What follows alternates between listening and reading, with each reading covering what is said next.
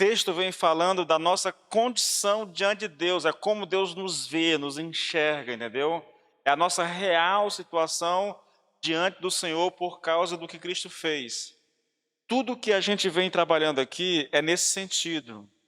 É lógico que o crer nessa verdade, a apropriação dessa verdade, ela vai nos levar para um patamar espiritual bem mais elevado, tá?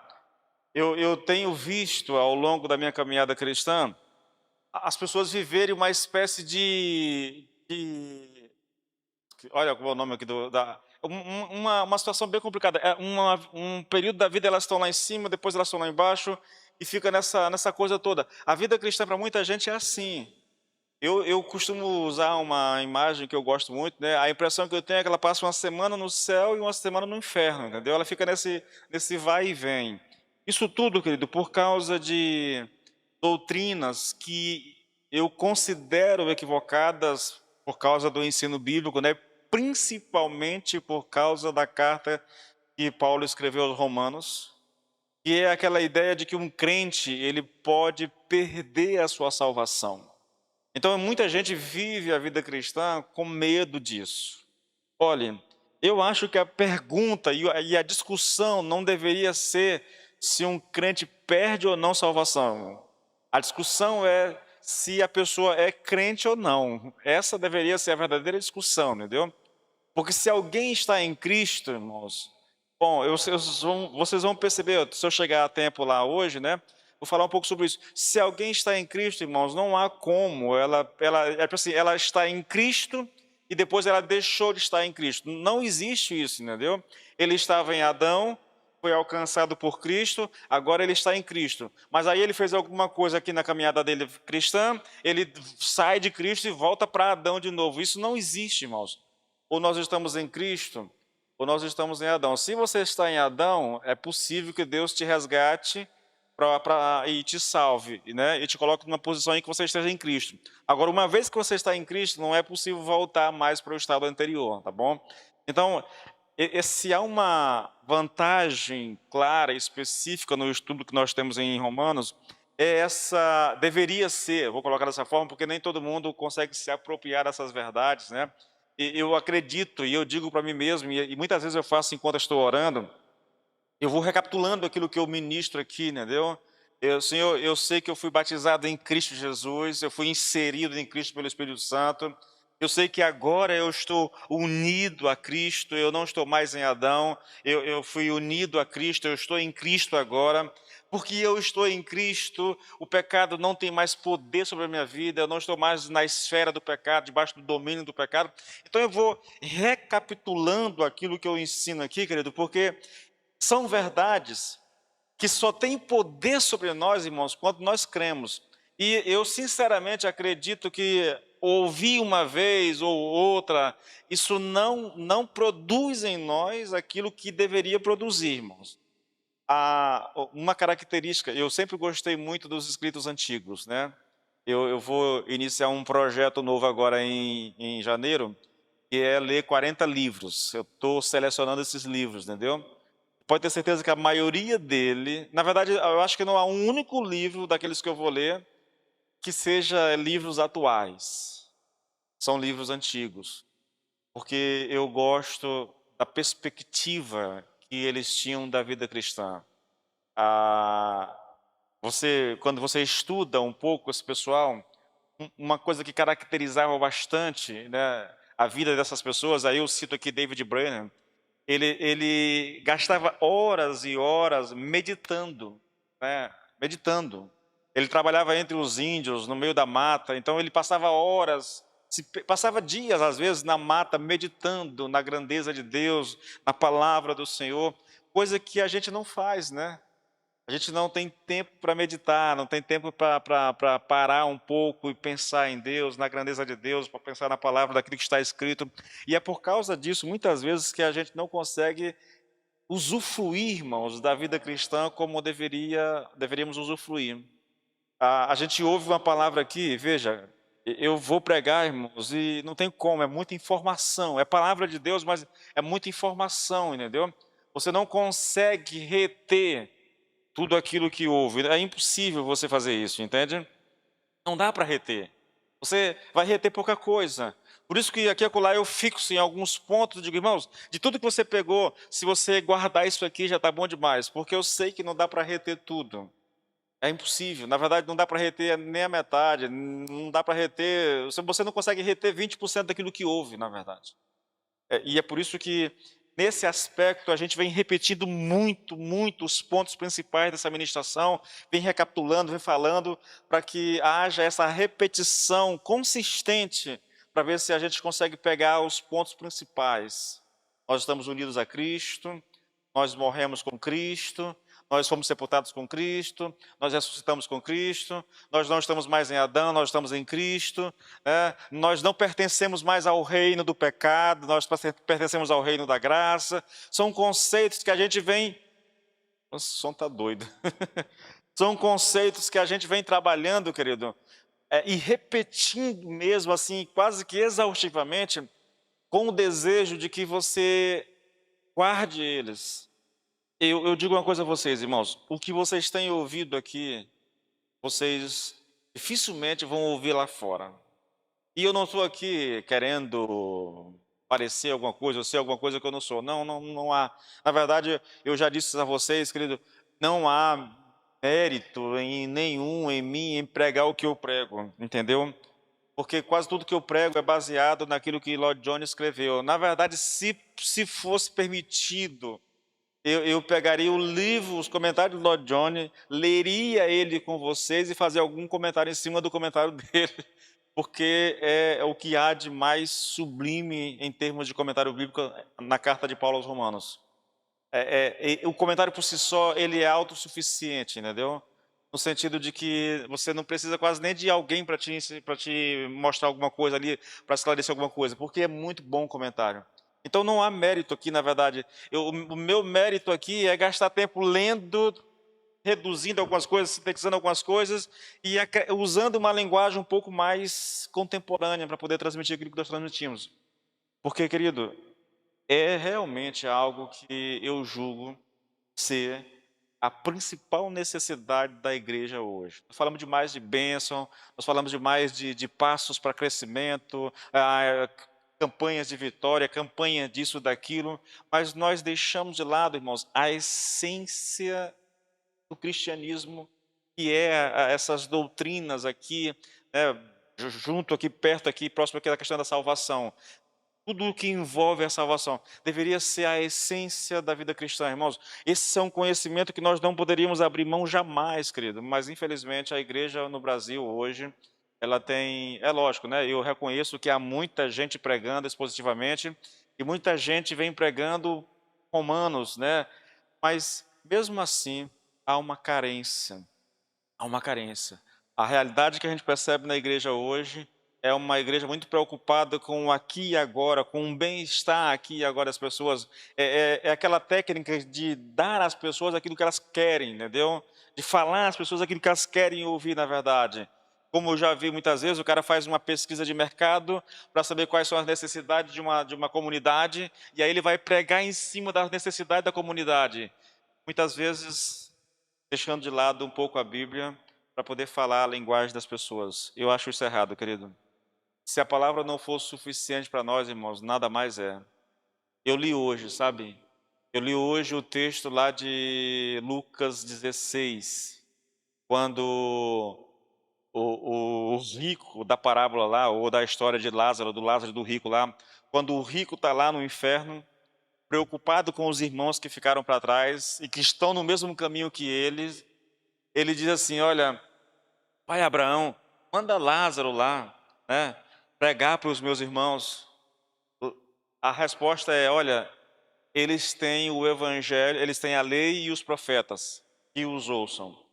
Não, pai Abraão, eles não vão dar ouvidos, eles não vão conhecer, eles não querem conhecer. Mas se Lázaro voltar, né, algo assim espetaculoso, um morto voltou para pregar, se Lázaro voltar, eles vão crer. E a resposta é, se eles não ouvem, e se eles não creem na lei e nos profetas, mesmo que Lázaro volte, eles não vão crer. Ou seja, irmãos, se nós não cremos na palavra de Deus, não adianta milagres, não adianta nada, entendeu? Eu tenho que pedir graça ao Senhor para crer. Vamos para a palavra aqui? Só o versículo 11. Assim também vós considerai-vos certamente mortos para o pecado, mas vivos para Deus em Cristo Jesus. Eu lamento, irmãos, porque eu perdi umas 2 ministrações aqui com problema no computador, entendeu? Eu lamento, porque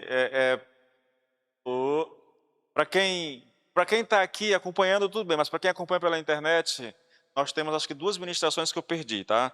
Eu não vou me ater, nem vou recapitular, porque isso atrasa demais e eu estou agoniado com esse capítulo 6. Nós não chegamos nem na metade do capítulo 6, irmãos, e a gente já está aí com quase 2 meses nesse capítulo. Então vamos lá. Olha, querido, até aqui, irmãos, até aqui, nós tratamos apenas da parte negativa desse versículo. Considerai-vos mortos para o pecado.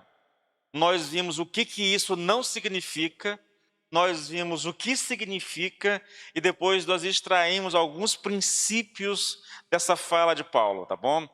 Agora, a partir de hoje, nós vamos olhar para a parte positiva. A parte positiva diz, né? Mas vivos para Deus. Considerai-vos mortos para o pecado é a parte negativa. A parte positiva é, mas vivos para Deus. Bom, a gente vai trabalhar isso hoje, tá? Então vamos começar. Eu vou começar, na verdade, não vai dar para esgotar isso aqui hoje. Mas eu queria trabalhar um pouco isso, irmão. Já que a gente já estudou bastante a questão negativa, nós vamos olhar a parte positiva. Veja, irmão, nós não podemos perder de vista aqui, querido, o fato de que o que foi estudado nessa carta trata da seguinte pergunta. Tudo que nós vimos aqui tem a ver com a resposta a essa pergunta. Qual é a pergunta? Permaneceremos no pecado para que a graça abunde cada vez mais? Ou continue abundando? Essa é a pergunta que está lá no versículo 1 do capítulo 6. Tudo que nós vimos até agora trata da resposta a essa pergunta, entendeu? A primeira metade da resposta a essa pergunta, né, a essa ideia aqui, ela tem a ver, querido, aqui quase que com a acusação, entendeu? Na verdade, a primeira parte desse versículo aqui, ela torna essa ideia presente nessa acusação aqui algo quase que impossível. Por quê? Porque nós estamos mortos para o pecado. Como é que a gente pode continuar na prática do pecado se nós estamos mortos para o pecado? É isso que responde a primeira parte desse versículo aqui. Paulo vai dizer, não, de forma alguma. Não tem esse negócio de continuar pecando para que a graça continue abundando. Não, por quê? Porque nós estamos mortos para o pecado. O morto não pode viver na prática do pecado. Só que isso é só a primeira parte da resposta. Isso não é tudo, querido. Há uma coisa, como diz o Lloyd Jones, que confirma o argumento e o torna duplamente certo. E mais ainda, mostra o absurdo que é essa acusação. Que coisa é essa? É a verdade de que estamos não apenas mortos para o pecado, mas também vivos para Deus. Então, morto para o pecado e vivo para Deus é algo que joga uma pedra em cima, querido, dessa acusação feita, né, com relação à mensagem do Evangelho. Paulo está pregando sobre graça e ele diz, olha, onde abundou o pecado, superabundou a graça. Aí o pensamento que vem a questão é, então nós vamos continuar pecando para que a graça continue crescendo, continue abundando? Paulo diz, não, isso é impossível. Isso é impossível. E a gente vai tratar um pouco disso, irmão, dessa questão de que nós estamos vivos para Deus. Eu queria mostrar a vocês, irmãos, como Paulo, ele repete essa ideia ao longo do texto. Se você está com a Bíblia aí, eu vou te mostrar novamente, eu já fiz isso já umas 2 semanas atrás, eu vou fazer de novo. Olha o versículo 4 desse texto, Romanos 6, 4, olha só. O conceito, morto para Deus, morto para o pecado, mas vivo para Deus. Ele vem repetindo isso, irmãos, ao longo de todo o capítulo. Olha só. De sorte que fomos sepultados com ele pelo batismo na morte, está vendo? Pelo batismo na morte, para que, como Cristo foi ressuscitado dentre os mortos pela glória do Pai, assim também andemos nós em novidade de vida. Então, assim como nós morremos com Cristo, nós morremos para o pecado, assim também nós andamos em novidade de vida, que é estar vivo para Deus, está falando da ressurreição, entendeu? Olha o versículo 5. Porque se formos plantados juntamente com ele na semelhança da sua morte, também o seremos na semelhança da sua ressurreição. A mesma ideia, irmão, plantado na semelhança da morte, mas também plantado na semelhança da ressurreição. Morto para o pecado, mas vivo para Deus. Versículo 8, querido. Ora, se já morremos com Cristo, cremos que também com ele viveremos. A mesma ideia, dito de maneira diferente, mas o mesmo conceito, querido. Versículo 10. Pois quanto a ter morrido, de uma vez morreu para o pecado, mas quanto a viver, vive para Deus. Então essa é uma realidade que Paulo vem repetindo constantemente. Por quê? Porque essa é a realidade que diz respeito a nós, irmãos.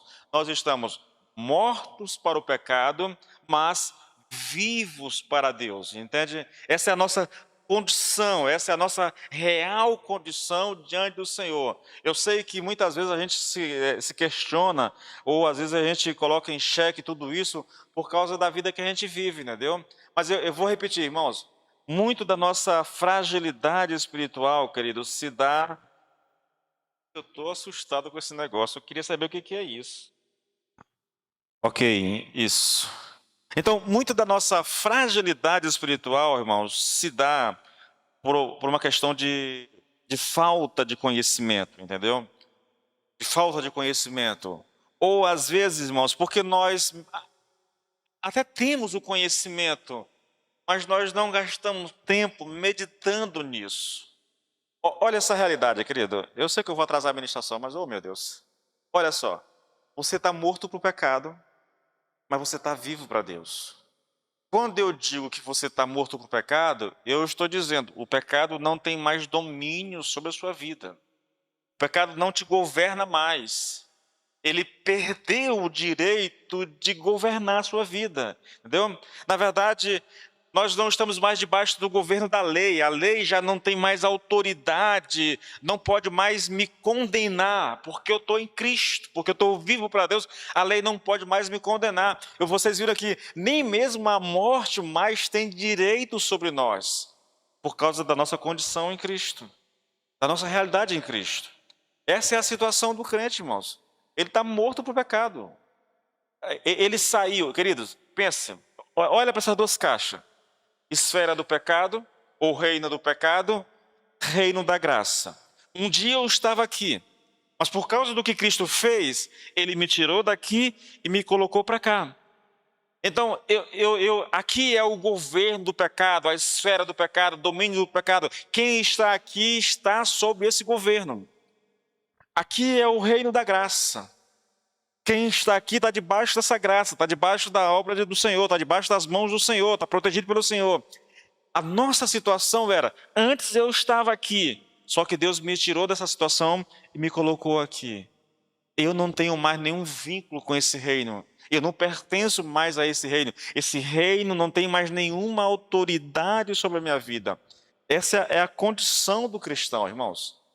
Essa é a condição do cristão. Ah, pastor, mas como eu peco? Bom, irmãos, aí eu teria que repetir toda a pregação de novo, né?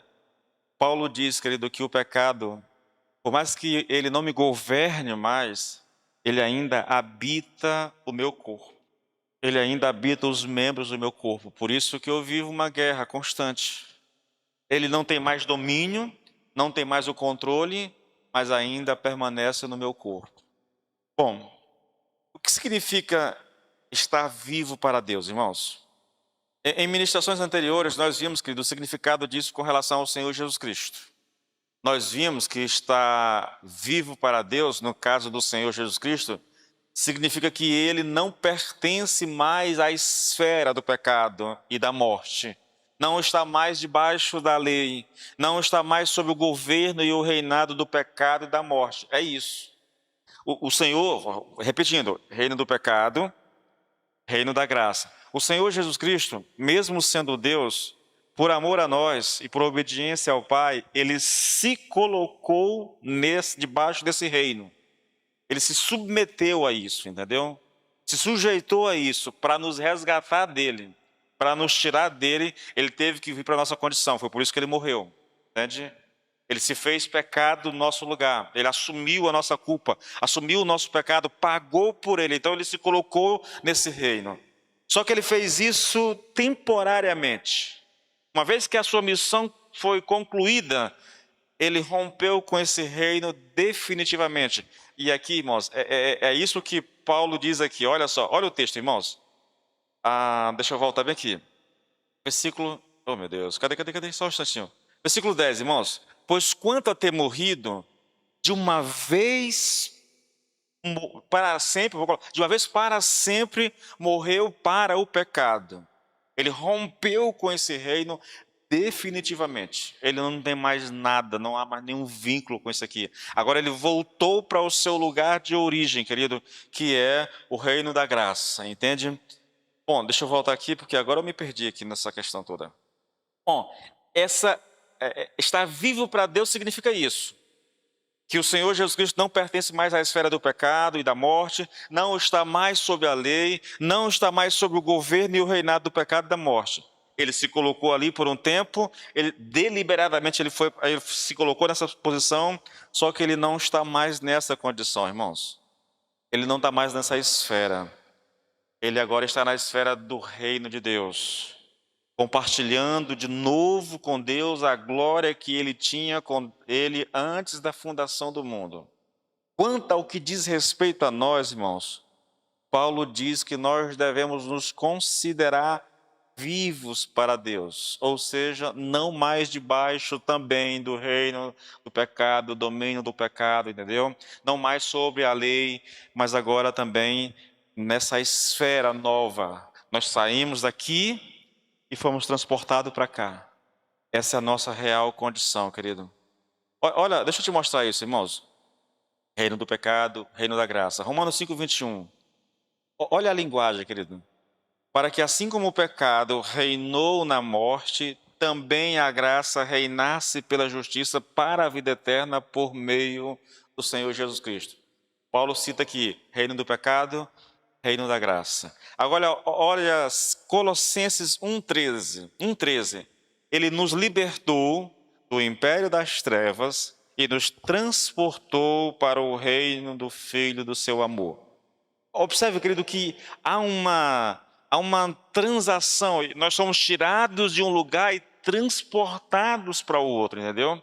Nós somos tirados de um reino, o reino do pecado, o reino das trevas, e transportados. Repito, querido, essa é a nossa condição. Essa é a nossa condição. É a verdade dita a nosso respeito. Talvez você não sinta nada, talvez você olhe para a sua própria vida e veja o contrário, mas lembra do que eu falei a vocês? Há uma figura que nós usamos aqui para retratar essa realidade, querido, e, de certa forma, mostrar para nós que se nós não nos posicionarmos adequadamente quanto a isso, a gente vai viver como filho de Deus, sim, né? No reino da graça, sim, mas como se ainda fôssemos prisioneiros desse outro reino. Lembra da figura lá de Abraão, que eu citei a vocês? Deus disse para Abraão, você vai ser pai de multidões. Quando Deus disse isso para Abraão, Abraão não tinha filhos. A esposa era estéril, velha, fora da época de dar filhos. Deus disse isso para ele. Qual foi a reação de Abraão? Ele creu. Deus falou, ele acreditou. É isso que o Senhor está dizendo a meu respeito, que eu vou ser pai de multidões? Então eu creio nisso. E ele se apropriou dessa verdade. Teve lutas? Teve. Se você ler a história de Abraão, você vai perceber. Ele teve lutas, até que a promessa se cumprisse, Abraão passou por muitas lutas. Mas ele creu no seu coração que aquilo que Deus falou a seu respeito se cumpriria. Nós vivemos algo muito semelhante, irmãos, aqui. Muito, muito semelhante. Porque a nossa condição, diz Deus, é que agora nós não pertencemos mais ao reino do pecado. A nossa condição agora é que nós pertencemos ao reino de Deus. Nós estamos vivos para Deus. Eu vou tratar disso agora, irmãos. Vivos para Deus. O que Paulo quis dizer com estas palavras, irmãos? Escute, querido, olha. Primeiro, vocês já viram, nós vimos aqui que significa que nós somos tirados da esfera do pecado, da morte e da lei, e que pertencemos agora à esfera do reino de Deus. Mas o que é isso exatamente? Eu fui tirado de uma esfera, colocado numa outra. O que é isso? Bom, querido, vivos para Deus, querido, significa que nós estamos numa relação inteiramente nova com Deus. A Bíblia diz que todos nós éramos, por natureza, filhos da ira, como os outros também. Isso daqui está em Efésios 2. Isso significa, irmãos, filhos da ira, significa que todos e cada um de nós não somente nascemos em pecado, mas também por causa desse pecado com o qual nós nascemos debaixo da ira de Deus. Então, a nossa relação com Deus, antes de Cristo nos alcançar, antes de Cristo nos tirar desse império das trevas e nos transportar para o reino do Filho do seu amor, a nossa relação era, nós estávamos debaixo da ira de Deus. Só que agora, querido, nós somos tirados daqui e transportados para esse outro reino. Então a nossa relação agora é inteiramente nova. Agora nós não somos mais filhos da ira. Agora nós somos filhos do amor. Agora nós pertencemos a Deus. Nós somos libertos de tudo isso, irmãos. Libertos. Somos reconciliados com o Senhor.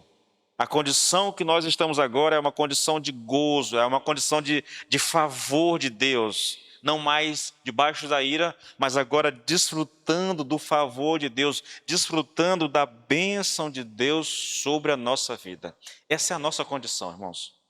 Dito isso de outra maneira, querido, vivos para Deus significa que estamos vivos em sua presença, que nós temos acesso à sua presença, que Ele está aberto para nós, que nós somos reconciliados com Deus e não somente isso, porém também nos tornamos seus filhos e objeto do seu amor e do seu interesse pessoal.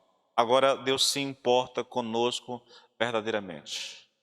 É por isso que em muitos lugares na Bíblia, querido, nós somos incentivados a nos referirmos a Deus como o nosso Abba, o nosso Abba Pai, nosso Paizinho. É porque agora há uma relação íntima, paternal entre nós e o nosso Deus. Antes não. Antes nós estávamos debaixo da ira do Senhor.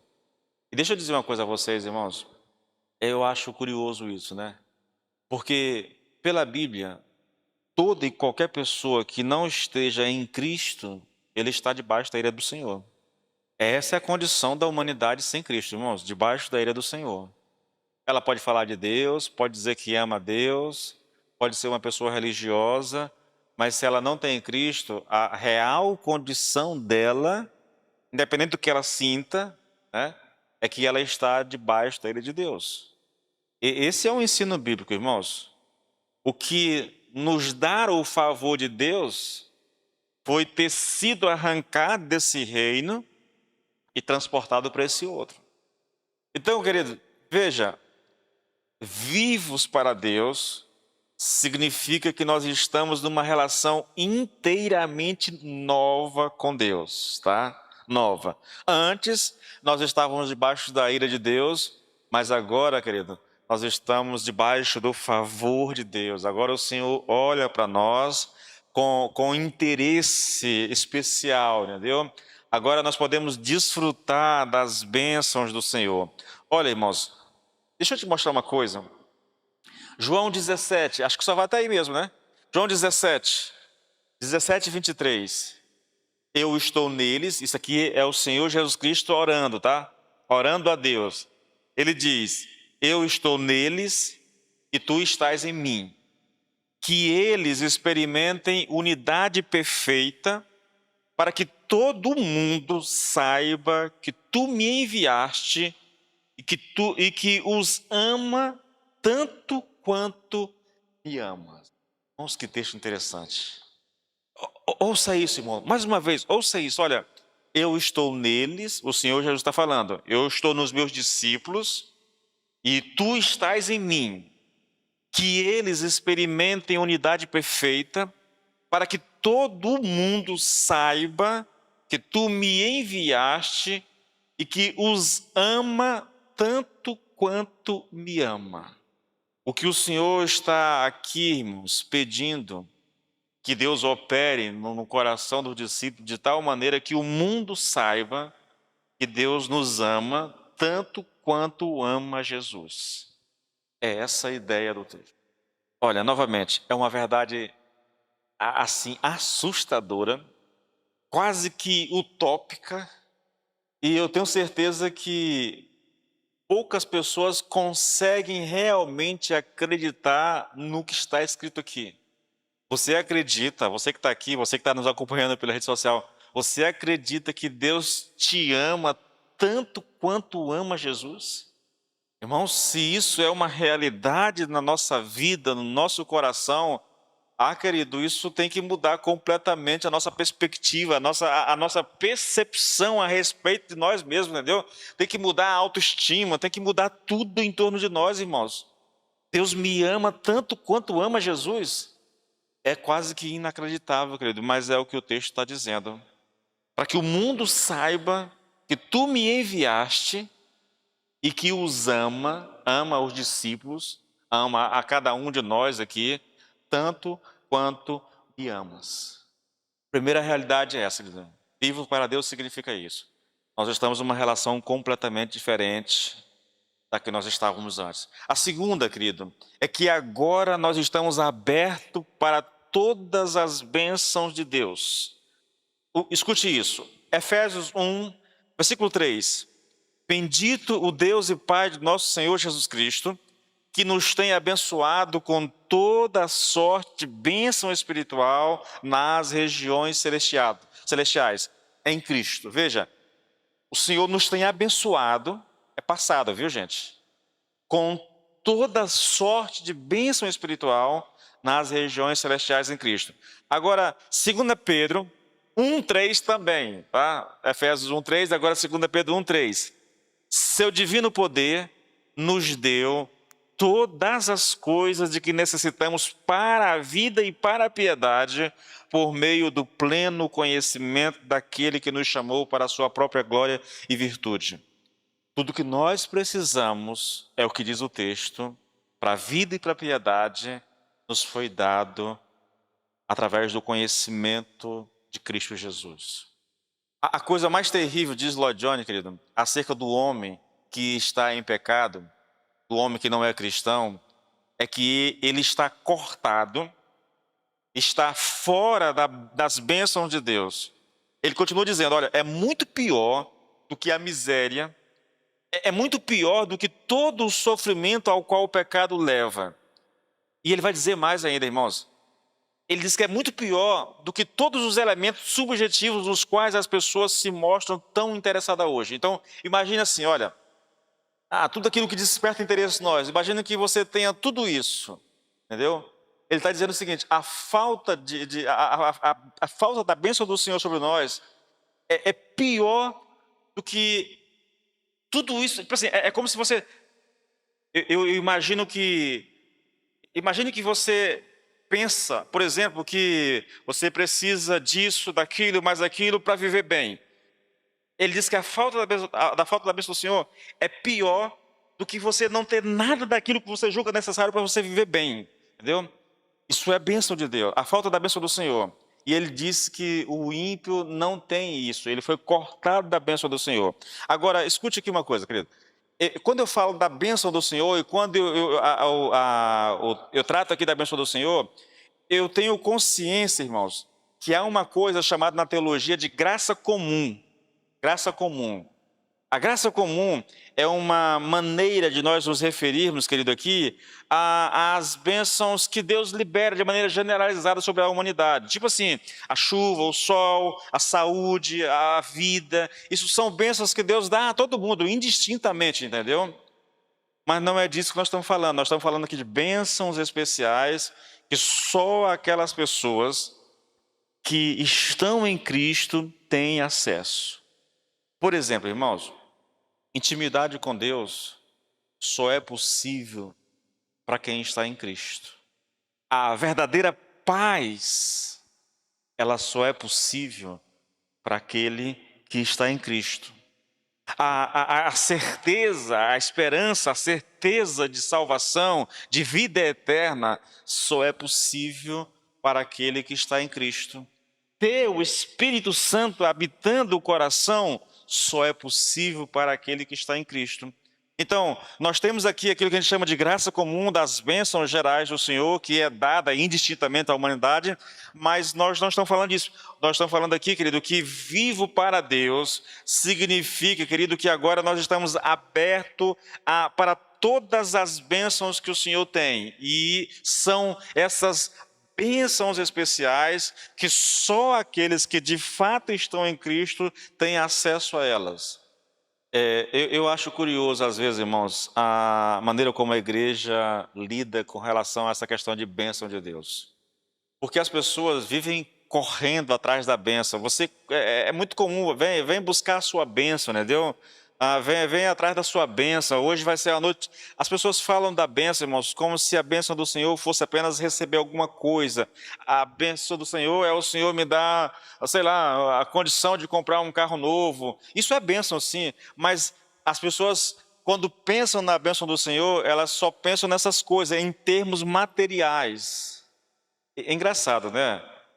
Se você pegar a Bíblia como um todo, o Velho Testamento, quando a Bíblia fala da bênção de Deus no Velho Testamento, lá era apenas em termos materiais. Pode ler, irmãos. Eu gosto muito do capítulo 28 de Deuteronômio, entendeu? Ele começa falando das bênçãos na vida daqueles que são obedientes à lei do Senhor e depois ele passa a descrever as maldições. Então, a bênção tem a ver, sim, com o cara plantar uma roça e a colheita ser farta, entendeu? De o cara ter o seu gado, as suas ovelhas ali e não perder com o tempo para a seca, para os animais. Então, a bênção do Senhor no Velho Testamento tinha a ver com prosperidade material mesmo, entendeu? Mas é basicamente isso, irmãos. Quando o Senhor fala de maldição, por exemplo, a gente leu aqui na semana passada, no domingo passado, né? Quando Malaquias fala que aquele que está roubando o Senhor, ele está debaixo de maldição, você vai olhar lá o livro de Ageu, e você vai ver que a maldição é exatamente essa, entendeu? Você plantou, mas a roça não deu a colheita que você queria. Você ganhou o dinheiro, colocou no bolso, mas aí o profeta usa uma expressão lá do saquetel furado. É como se você colocasse o dinheiro no bolso, o bolso tem um furo e o dinheiro caiu e você não se deu conta, entendeu? Então, a bênção do Senhor no Velho Testamento é muito claramente relacionada a essa questão da questão financeira, da prosperidade financeira. Você não pode negar isso, tá bom?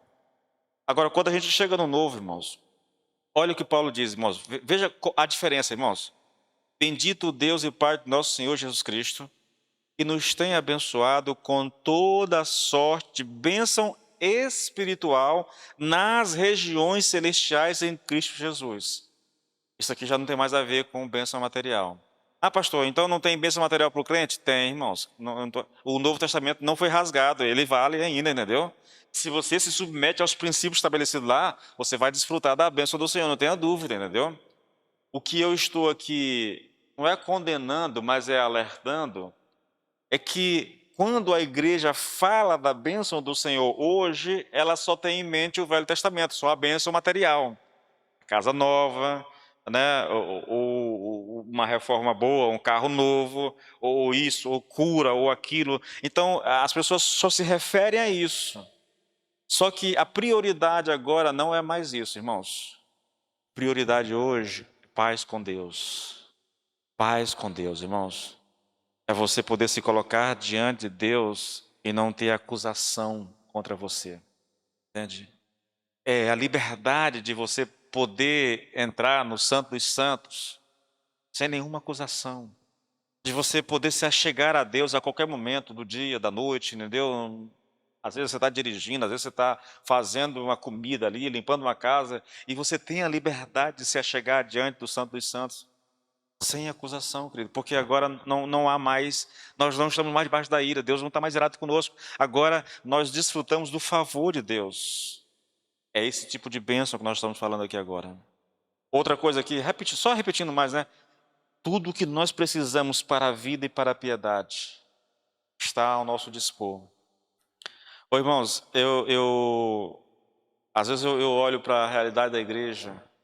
Ler eu não estou mais lendo, não, né? Eu resolvi que eu não vou perder tempo lendo coisa que eu sei que não vai me edificar. Eu leio aquilo que me edifica, né? Mas a gente vê, às vezes, querido, nesses canais de YouTube, né, nas igrejas, essa ânsia, às vezes você ouve, agora não, com a pandemia a gente nunca mais ouviu isso, né? Aqueles anúncios em carro de som, avisando do pregador de fora que vem, para você ir buscar a sua bênção naquela noite, aquela coisa toda. Eu olho para isso, irmãos, assim, isso é curioso, né? Meu Deus, eu fico olhando assim, Senhor, de onde é que esses homens tiraram isso? De onde é que saiu esse negócio? Ou você que está com problema financeiro, você que está com isso, você que está aquilo. Hoje à noite, o homem de Deus está. Eu estou lendo os evangelhos, né? Eu terminei Lucas hoje. Vou começar hoje à noite o livro de João. E você vai ver o Senhor Jesus Cristo, querido, andando de aldeia em aldeia, curando todos os enfermos, todo mundo. Ele não marcava uma reunião na sinagoga ou no templo e mandava alguém divulgar para alguém buscar a bênção. Não, ele ia lá para o meio do povão, entendeu? Gente com lepra, endemoniado, todo jeito lá. E ele, por onde ele ia passando, ele ia curando. Hoje não, os pregadores de cura hoje, eles marcam um culto, colocam um carro de som na rua e chamam o povo para a igreja. Que negócio estranho, né, querido? Eu acho isso muito estranho, irmãos. Parece que não há uma conexão com o texto bíblico, com essa realidade que a gente vive hoje, entende? É estranho isso. É estranho. O cara só cura se for lá dentro do templo, entendeu? Depois da pregação. Bom, vivos para Deus. O que isso significa? Que nós somos objetos especiais do interesse, da atenção e do propósito de Deus, irmãos. Romanos 8, 28. Todo mundo conhece o salteado. Sabemos que todas as coisas cooperam para o bem daqueles que amam a Deus, daqueles que são chamados segundo o seu propósito. Estar vivo para Deus, irmãos, significa que você está dentro do propósito, está dentro do plano, né, e um plano grandioso e eterno. Nós já estudamos esse plano de Deus aqui, tá bom? Esse plano, ele foi estabelecido desde antes da fundação do mundo, irmãos. Qual é o grande plano de Deus? Qual é o grande propósito de Deus na vida do cristão, irmãos? Novamente, querido, pegue toda essa ideia que nós temos hoje de cristianismo, esses cristianismo de rede social, de televisão, essa coisa, pegue tudo isso que você ouve, os anúncios, os chamados, e pense, querido, qual é o grande, o tremendo propósito de Deus, qual é o grandioso propósito, plano de Deus para o crente? Efésios 1:4, irmãos. 1:4. Antes da fundação do mundo, Deus nos escolheu nele, em Cristo, para quê? Para sermos santos e irrepreensíveis diante dele. Esse texto, querido, ele revela o plano supremo de Deus para o seu povo. É isso que ele tinha em mente quando planejou a nossa salvação antes da fundação do mundo. Escute, toda a finalidade da salvação, toda a finalidade do plano e do propósito da salvação em Cristo Jesus é que sejamos santos e irrepreensíveis diante de Deus. Não deveria ser isso o ensino hoje das igrejas, querido? Viva em santidade, irmãos. Viva em santidade.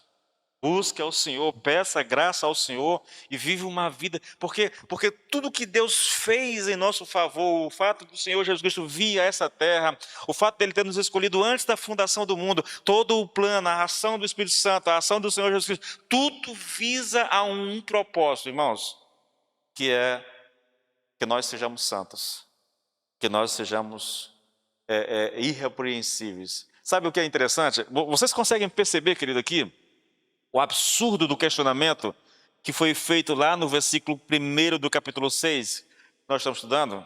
Que diremos então? Continuaremos no pecado para que a graça aumente ainda mais? Como, irmãos? Se todo o propósito de Deus, se todo o plano de Deus é que nós sejamos santos, como é que eu posso viver no pecado? Como é que alguém pode chegar a uma dedução como essa, irmãos? Tem que haver muita distorção, né? Irmãos, escute isso, viver no pecado significa colidir frontalmente com todo o propósito de Deus para as nossas vidas. Escute, antes da bênção, antes de qualquer coisa que Deus tem para te dar, irmãos, Ele tem um propósito para você. E esse propósito é que você seja santo e irrepreensível. Deixa eu voltar aqui rapidinho aqui, querido. Eu acho interessante porque a gente pega um texto como esse aqui e faz dele tanta coisa, faz esse texto dizer tanta coisa que ele não tem a intenção de dizer. Olha, sabemos que todas as coisas cooperam para o bem daqueles que amam a Deus, daqueles que são chamados segundo o seu propósito. Tudo coopera para quê?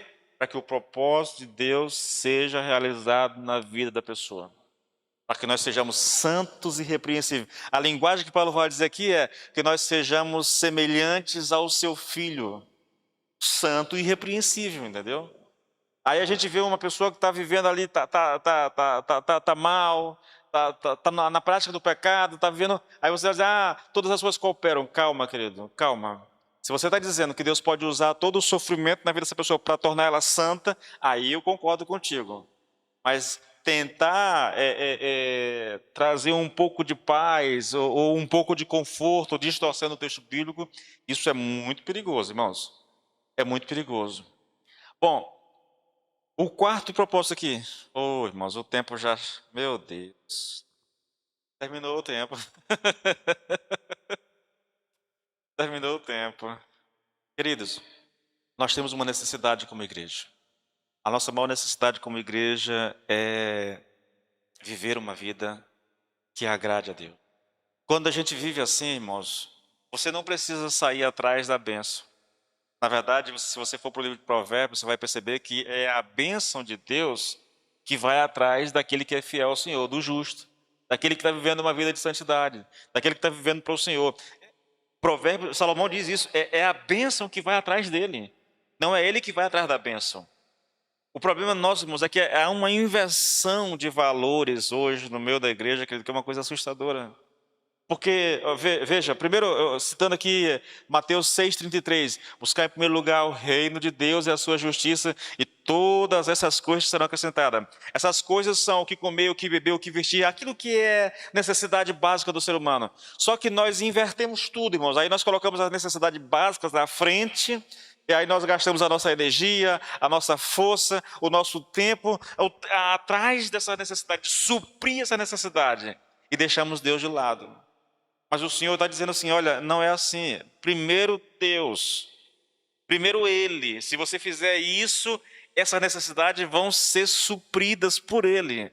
Mas não, nós tentamos suprir a necessidade, e aí se sobrar tempo, irmãos, aí nós vamos orar. Se sobrar tempo e energia, a gente vai ler a Bíblia. Se sobrar tempo e energia, a gente vai à igreja, entendeu? Por quê? Porque nós estamos invertendo as prioridades, irmãos. As prioridades. Nós queremos a bênção do Senhor. Aí a gente faz campanha, sobe monte, faz sacrifício, dá dinheiro para o pastor, dá dinheiro para isso, faz aquilo. Mas calma, como é que eu posso ter acesso à bênção do Senhor? Não é fazendo sacrifício, irmãos. Não é. A bênção do Senhor, ela vai atrás daquele que é fiel, irmãos. O Senhor se agrada em abençoar um filho fiel, um filho temente. Um filho que tem prazer nele. Irmãos, escute o que eu estou dizendo, querido. Não há necessidade do cristão viver de campanha em campanha. Não há necessidade do cristão de viver de sacrifícios, querido, para alcançar alguma coisa. Não há necessidade disso, irmãos. Você quer orar no monte? Amém. Suba o monte, vá orar no monte, mas eu vou orar no monte porque eu quero que Deus me dê. Eu vou fazer um sacrifício para Deus me abençoar. Irmãos, isso é tolice, querido. Isso não é bíblico. Você quer a bênção do Senhor? Viva para Deus. Faça dele a prioridade da tua vida. Cultive uma relação com o Senhor. Ore, leia a Bíblia. Faça aquilo que Ele te manda fazer, irmãos. Lembra lá acho que é 1 Samuel 15, né? Deus não se agrada de sacrifício, irmãos. Ele quer obediência. Ele quer obediência. Ele quer que a gente se volte para Ele. Nós temos um desafio, irmãos. Viver num tempo como esse, cercado de tantos atrativos, de tantas outras coisas para fazer. Eu estava falando para um amigo meu esses dias, né? É estranho. Edilson, cara, é ruim. A gente está pregando aqui e as pessoas não... Você percebe que não há um interesse, que E aí aquela coisa toda, eu digo, meu filho, ou nós apelamos para Deus de todo o coração, Senhor, para que o Senhor nos abençoe durante a pregação, para que Deus nos use, ou a concorrência é muito desleal, irmão. Você vai ficar aqui 1 hora me ouvindo falando aqui, entende? E concorrendo com isso, muitas vezes, você está lá, o cara que está no celular, aí ele abre um YouTube e coloca uma pregação, depois ele abre um YouTube e coloca uma música, depois ele vai para um Netflix e coloca uma série. O dinamismo das telas, irmãos, vai nos vencer muito facilmente. 1 hora me ouvindo aqui, irmãos, isso não é muito fácil não, querido. É difícil, entende? Então a pregação é uma tarefa muito árdua, querido, nesse sentido. Porque a gente fica aqui, quem é pregador sabe disso, entendeu? Fica de olho no irmão. Se você estiver aqui, irmão, e tem alguém ali que está cochilando lá atrás, irmãos, se a gente pudesse, a gente cavava um buraco, meio que fazer que nem uma vez, colocava a cabeça na terra aqui, para não ter que olhar, ou então dá um grito logo e acorda o irmão de uma vez. Porque ele dormir, querido, significa que ele não está nem um pouco interessado naquilo que você está falando. É bravo isso, é bravo. Irmãos, eu sou muito franco com vocês. Eu não apelo. Eu vou ministrar o que eu tenho de ministrar. Se você vai ouvir ou não, é problema teu. Se tu quiser dormir, tu pode dormir bem aí, que eu não estou nem aí para ti, ó. Vou pregar o que tem de pregar, da forma como eu planejei pregar, a não ser que o Senhor me dê uma outra orientação, como ele já fez em pregações anteriores. Eu não me importo não, irmãos. Não me importo. Não vou mentir. Agora, se eu estiver dormindo, eu dou um grito. É lógico, né? Se eu pegar um irmão dormindo aqui, eu dou um grito nele. Vem daqui do púlpito. Nós contamos apenas com Deus, irmãos. Vocês estão ouvindo uma coisa que, assim, o que vocês estão ouvindo aqui é o ensino a teu respeito. É o que Deus pensa, é o que Deus diz a teu respeito. A palavra aqui que nós estamos estudando, ela fala da nossa condição, da nossa realidade diante de Deus. É lógico, isso pode, querido, se transformar em algo muito abençoador na minha vida. Se eu creio realmente, irmãos, que a minha relação com Deus agora não é outra, não é mais a mesma, como eu já falei aqui, entendeu? Antes eu estava debaixo da ira do Senhor, agora eu estou debaixo do favor do Senhor, da bênção do Senhor. Se agora Deus me olha com interesse especial, entendeu? Se Deus me ama tanto quanto ama o Senhor Jesus, como nós lemos aqui em João 14, querido, isso tem que mudar a minha vida, isso tem que mudar a percepção que eu tenho. Pelo menos a maneira como eu me vejo tem que ser alterada. Meu Deus, Deus me ama tanto quanto Ele ama Cristo. Sinceramente, às vezes a gente imagina que isso não seja verdade, mas o texto diz isso. A palavra diz isso. Essa é a realidade a nosso respeito. Isso fala da importância que nós temos diante do Senhor, do valor que Deus dá a nós, irmãos. Às vezes nós não conseguimos nos aperceber disso. Talvez pela condição que a gente está vivendo, pela situação que a gente está vivendo, a gente olha para si mesmo e pensa que não tenha valor nenhum, que ninguém se interessa por nós, que a gente não tenha importância nenhuma. Mas eu vou para a Bíblia e a Bíblia diz, não, tem sim. Tem, e Deus te ama tanto quanto Ele ama o próprio Filho. Como você não vai ouvir Deus falando ao teu coração, ou Daiane, sabe aquela, ou Bianca? Aí, se Deus aparecesse e dissesse isso para a gente, eu acho que a gente talvez fazia que nem todos os profetas, né? Caía prostrado diante do Senhor com a grandeza da revelação. Mas porque é só o pastor lendo a Bíblia, parece que isso não funciona, não tem o mesmo efeito. Não sei por quê. Porque é a palavra de Deus que está sendo lida, irmãos. É a palavra de Deus.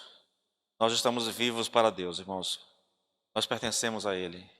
Nós fomos escolhidos, irmãos, escolhidos.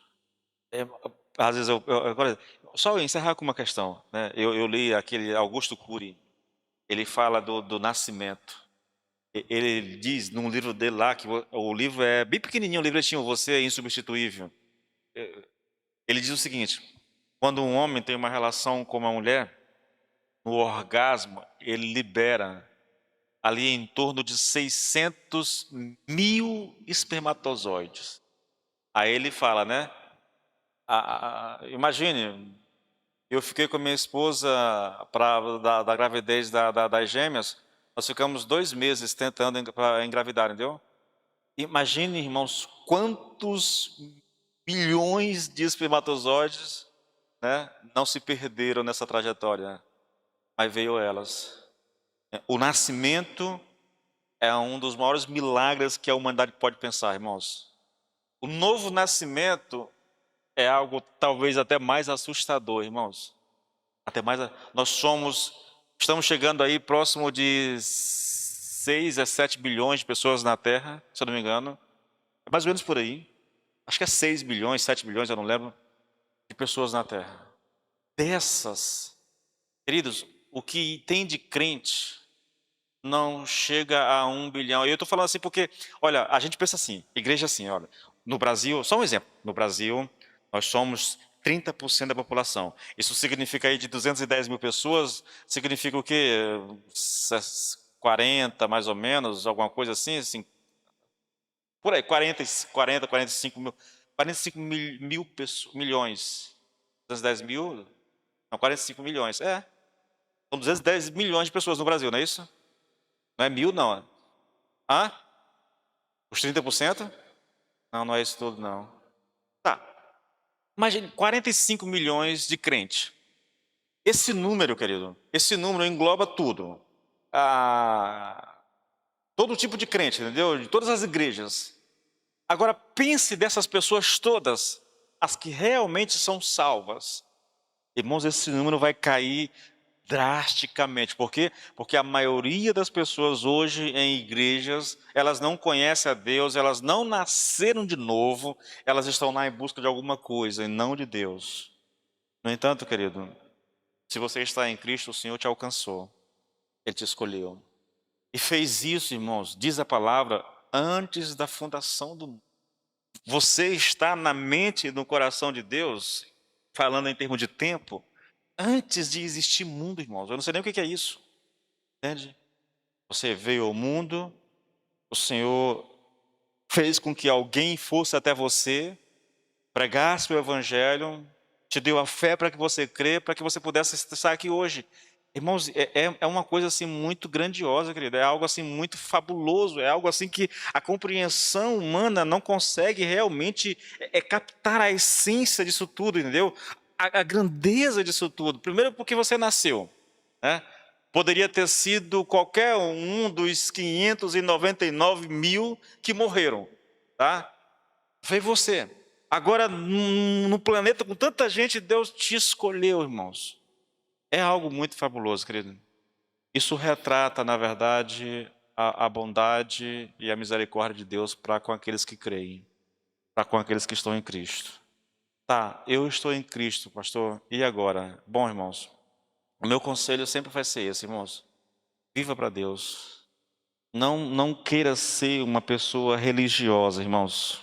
Não queira ser uma pessoa religiosa que cumpre obrigações. Ah, meu Deus, hoje é terça-feira, tem oração e estudo bíblico na palavra. Oh, eu não queria na igreja.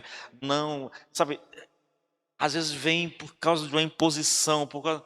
Não, irmãos, isso é religiosidade, irmão.